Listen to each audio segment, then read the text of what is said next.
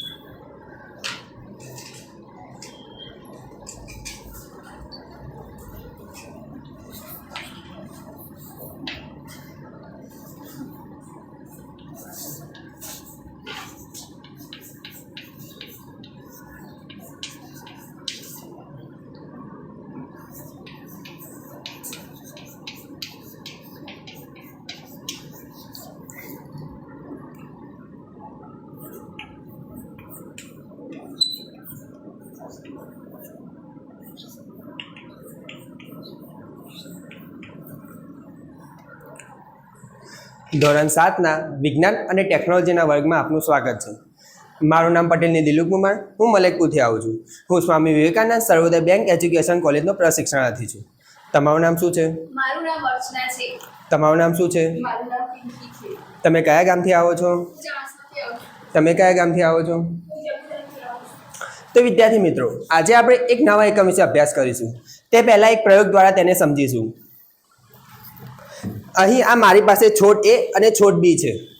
તેમાં સૌપ્રથમ છોડ A એને પૂરતા પ્રમાણમાં પાણી આપવામાં આવ્યું છે અને તેને સૂર્યપ્રકાશમાં રાખવામાં આવ્યો છે અને જો તેને જરૂર પડે તો ખાતર પણ આપવામાં આવ્યું છે, તેથી તમે તેનો વિકાસ જોઈ શકો છો।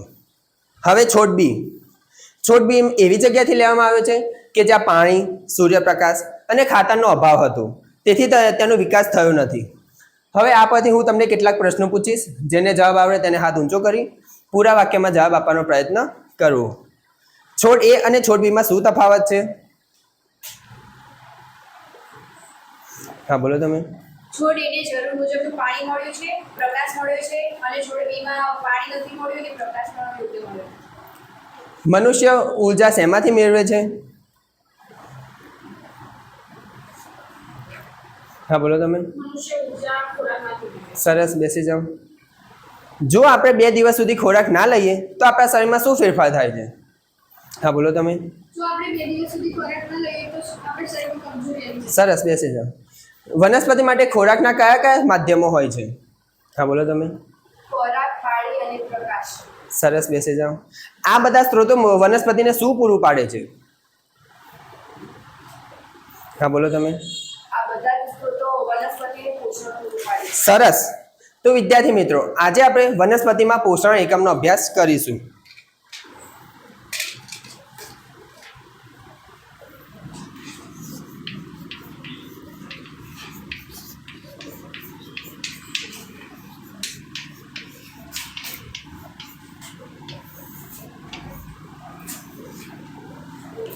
વનસ્પતિ 2 પ્રકારની હોય છે, એક જે હરિતદ્રવ્ય ધરાવે છે અને બીજી કે જે હરિતદ્રવ્ય ધરાવતી નથી। તો વનસ્પતિ જુદા જુદા માધ્યમે તેનું પોષણ મેળવતી હોય છે। તો સૌપ્રથમ આપણે વાત કરીશું કે જે વનસ્પતિ હરિતદ્રવ્ય ધરાવે છે।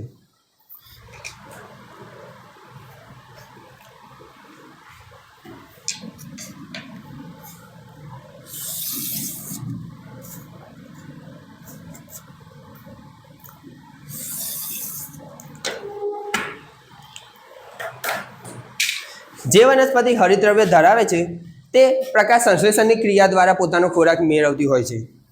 તો આજનો આપણો પહેલો ટોપિક છે પ્રકાશ સંશ્લેષણ।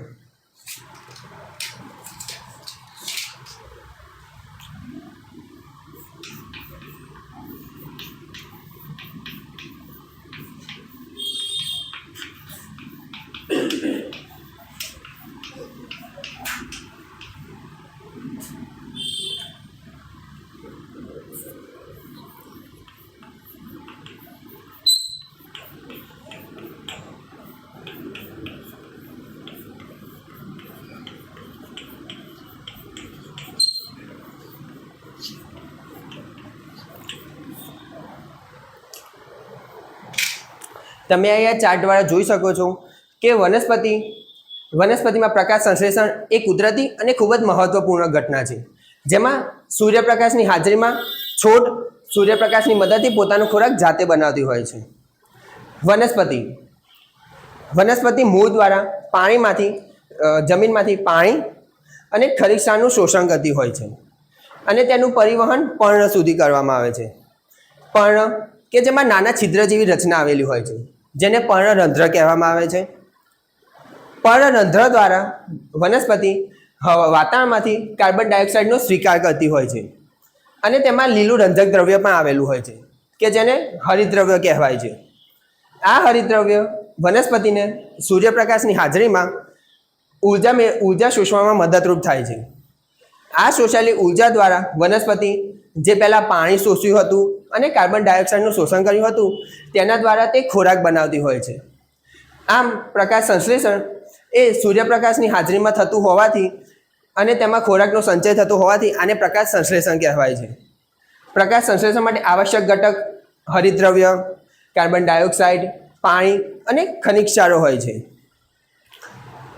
પ્રકાશ સંશ્લેષણમાં સૂર્યપ્રકાશની હાજરીમાં પર્ણમાં આવેલા હરિતકણ જે વાતાવરણમાંથી કાર્બન ડાયોક્સાઇડ અને પાણીનું જે મૂળ દ્વારા શોષણ કર્યું હતું તેમાંથી ખોરાક મેળવે છે અને અંતે ઓક્સિજન વાયુ જે વાતાવરણમાં મુક્ત કરે છે. આ સમગ્ર પ્રક્રિયા દિવસ દરમિયાન જ્યારે સૂર્યપ્રકાશની હાજરી હોય ત્યારે જ થતી જોવા મળે છે. રાત્રે પ્રકાશ સંશ્લેષણ થતું નથી, કારણ કે રાત્રે દરમિયાન સૂર્યપ્રકાશ હોતો નથી અને પર્ણમાં આવેલા પર્ણરંધ્રો કે જેની રચના વાયુ રક્ષક કોષોથી ઘેરાયેલી હોય છે તે બંધ હોય છે. આથી કાર્બન ડાયોક્સાઇડનું શોષણ થતું નથી અને રાત્રિ દરમિયાન પ્રકાશ સંશ્લેષણ થતું નથી. હવે હું જે પણ લખું તે તમે તમારી નોટમાં નોટ ડાઉન કરજો.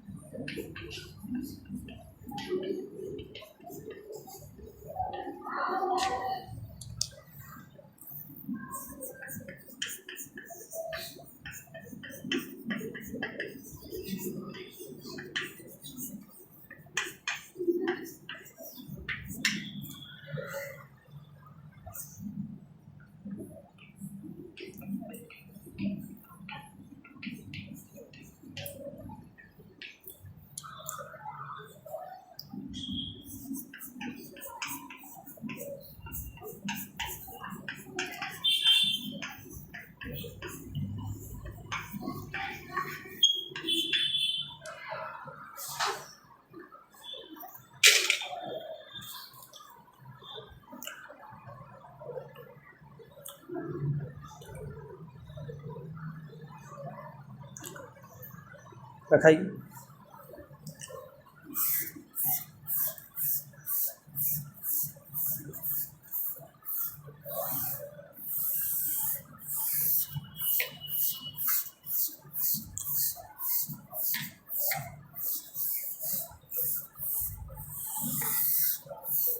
હવે આપણે આ આખી સમગ્ર પ્રકાશ સંશ્લેષણની ઘટનાને એક સમીકરણ દ્વારા સમજીશું.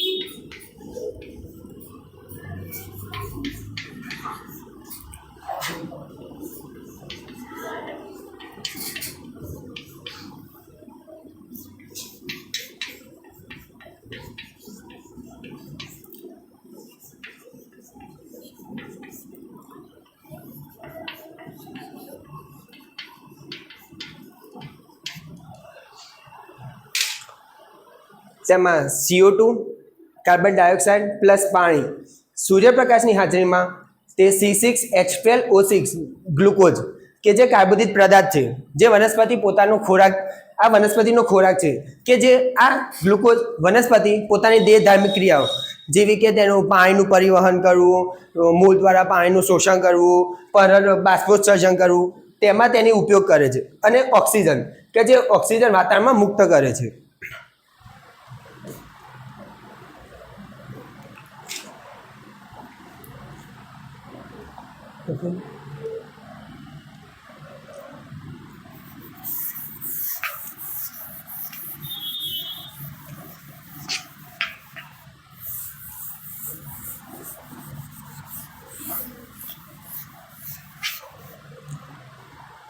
હવે આ પરથી હું તમને કેટલાક પ્રશ્નો પૂછીશ. જે વિદ્યાર્થીને જવાબ આવડે તેને પોતાનો હાથ ઊંચો કરવો અને પૂરા વાક્યમાં જવાબ આપવાનો પ્રયત્ન કરવો.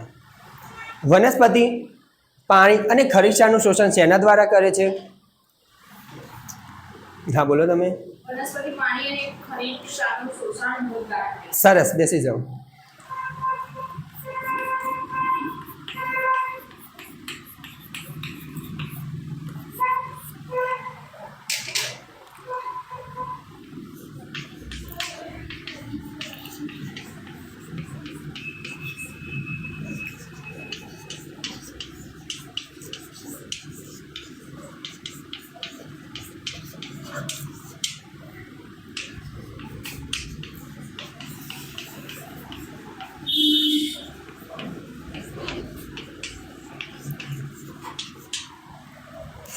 પર્ણમાં આવેલ નાના છિદ્ર જેવી રચનાને શું કહેવાય છે? હા બોલો તમે. વેરી ગુડ, બેસી જાઓ.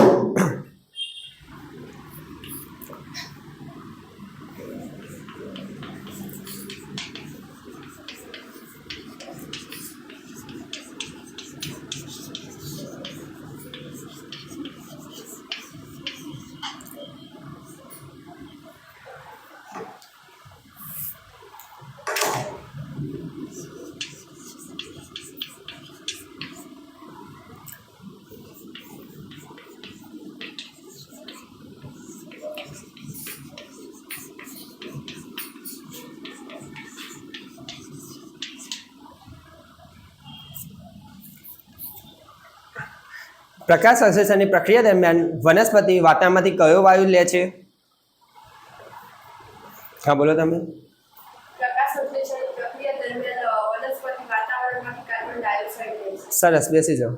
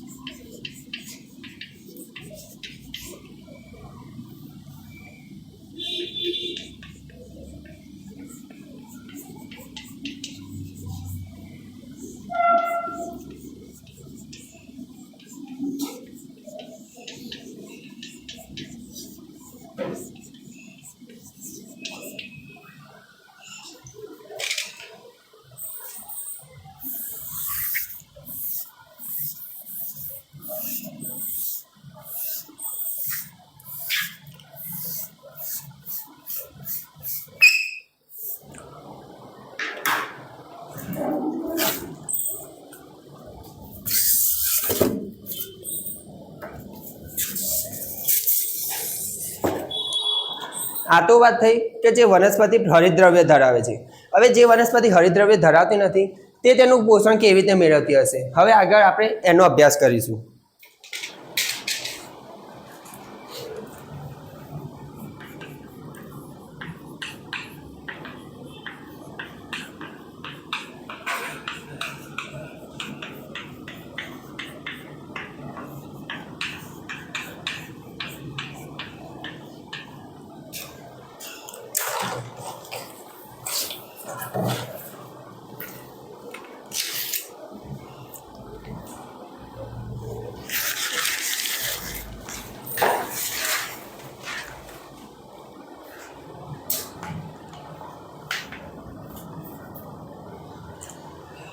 વનસ્પતિ અન્ય 3 રીતે પોષણ મેળવતી હોય છે: પરોપજીવી પોષણ, કીટાહારી પોષણ અને મૃતપોષી પોષણ. તેમાં સૌપ્રથમ પરોપજીવી પોષણ.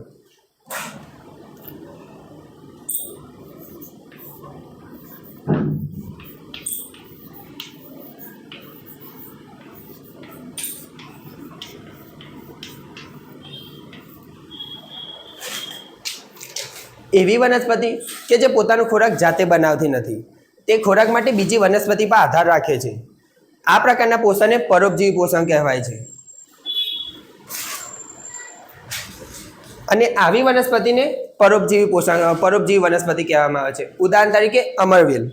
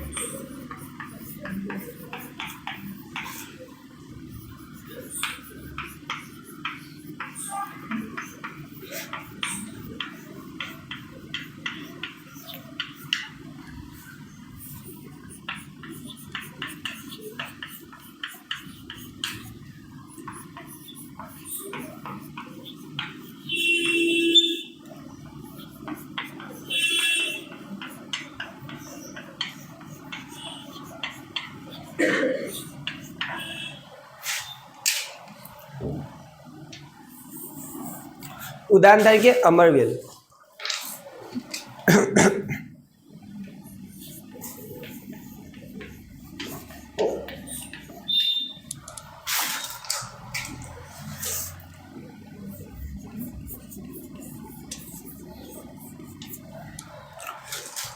અમરવેલ એ પરોપજીવી વનસ્પતિ છે.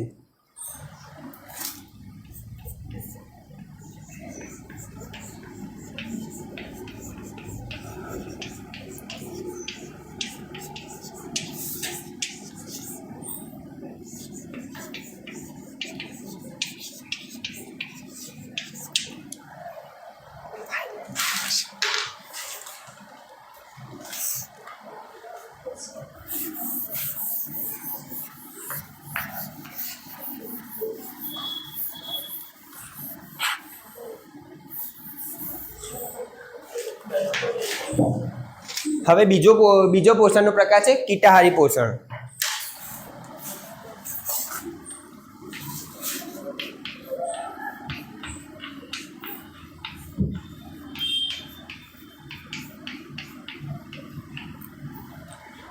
એવી કેટલીક વનસ્પતિ છે કે જે કીટકોનો શિકાર કરે છે અને તેનું પાચન કરી તેમાંથી પોષણ મેળવે છે.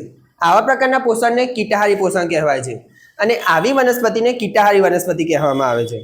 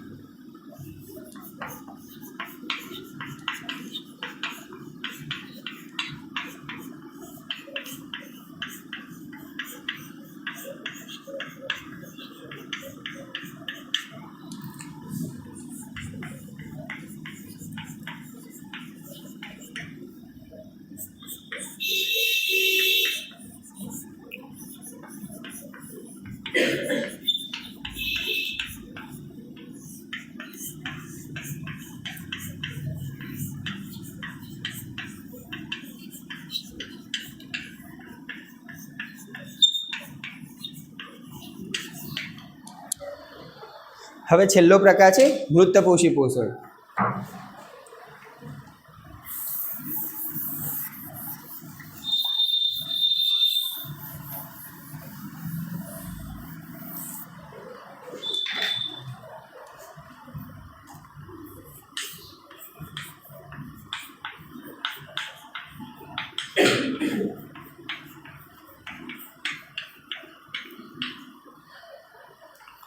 કેટલીક વનસ્પતિઓ સડી ગયેલા કે મૃત પદાર્થમાંથી પોષક તત્વો શોષી તેનું શોષણ કરતી હોય છે અને તેનું ખોરાક તરીકે ઉપયોગ કરતી હોય છે. આવા પોષણને મૃતપોષી પોષણ કહેવાય છે. અને આવું જે પોષણ થવાથી વનસ્પતિને મૃતોપજીવી વનસ્પતિ કહે છે. તમે કોઈ દિવસ બજારમાંથી બ્રેડનું પેકેટ લાવો અને તમે એને ફ્રીજમાં મૂકીને 3, 4 કે 5 દિવસ પછી ભૂલી જાઓ. પછી જ્યારે તમે તે બ્રેડનું પેકેટ ખોલો છો ત્યારે બ્રેડ ઉપર વ્હાઇટ કે બ્લેક કલરના ધબ્બા જોવા મળે છે. તેને ફૂગ કહેવામાં આવે છે. ચોમાસાની ઋતુમાં તમે ગામના ઉકેરા પર એક છત્રી જેવી નાની રચના જોતા હશો કે જેને બિલાડીનો ટોપ કહેવામાં આવે છે અને તેને બીજા અન્ય ભાષામાં મશરૂમ પણ કહેવામાં આવે છે. આ ફૂગ, મશરૂમ એ બધી મૃતોપજીવી વનસ્પતિના ઉદાહરણો છે.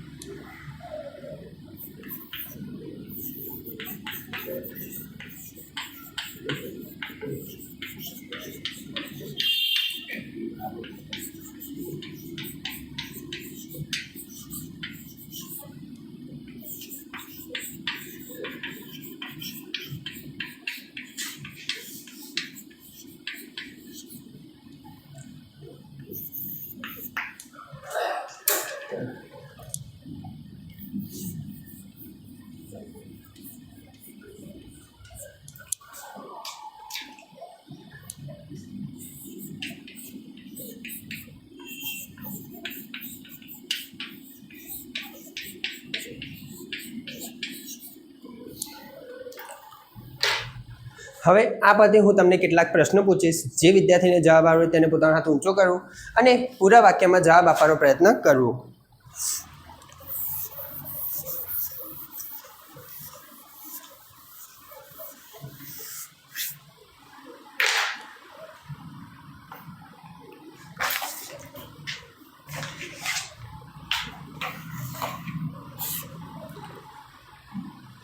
પરોપજીવી વનસ્પતિનું એક ઉદાહરણ આપો.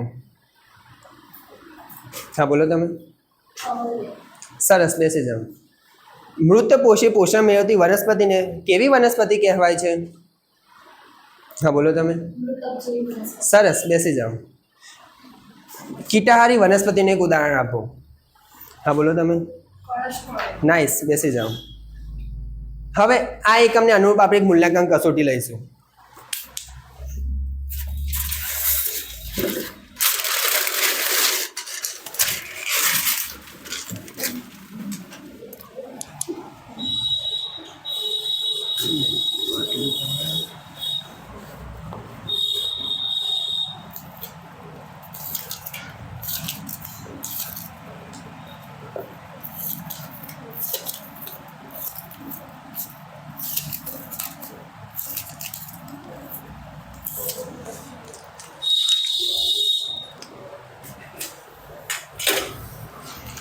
તેનો પહેલો પ્રશ્ન છે જોડકા જોડો.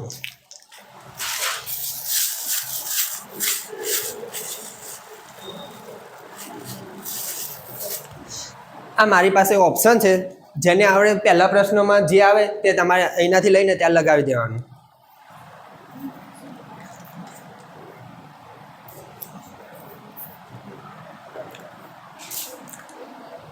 પહેલામાં આવો.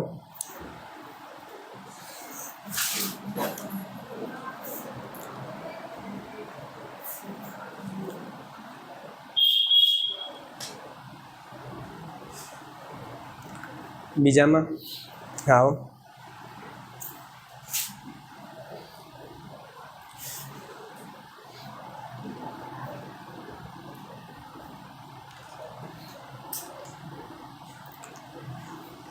ત્રીજામાં આવો.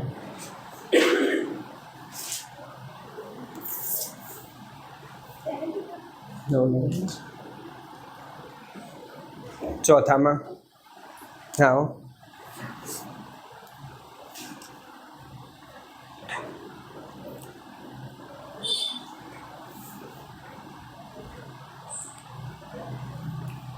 પાંચમામાં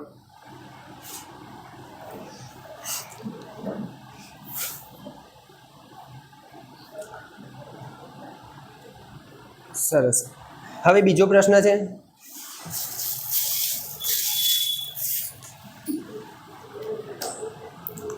પહેલી ચિઠ્ઠી કોણ ઉપાડશે? હા વાંચો. ગ્લુકોઝનું સૂત્ર જણાવો. હા બોલો તમે. C6H12O6. સરસ, બેસી જાઓ. બીજી આવો.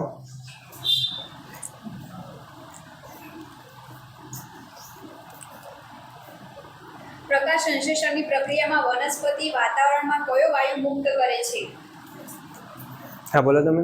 ઓક્સિજન વાયુ. સરસ. ત્રીજી આવો.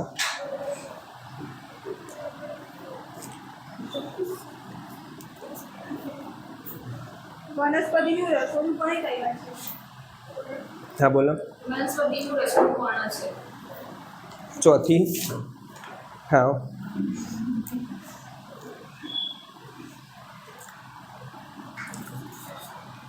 પર્ણમાં કયું રંજક દ્રવ્ય આવેલું હોય છે? હા બોલો. હરિતદ્રવ્ય. છેલ્લી આવો.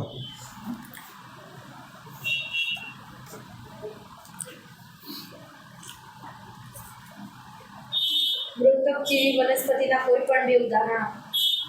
હા બોલો. ફૂગ અને બિલાડીનો ટૂંક. સરસ. તો વિદ્યાર્થી મિત્રો, આ એકમને અનુરૂપ તમે ઘરેથી હું જે સ્વાધ્યાય આપું તે કરી લાવવાનું રહેશે. પ્રકાશ સંશ્લેષણની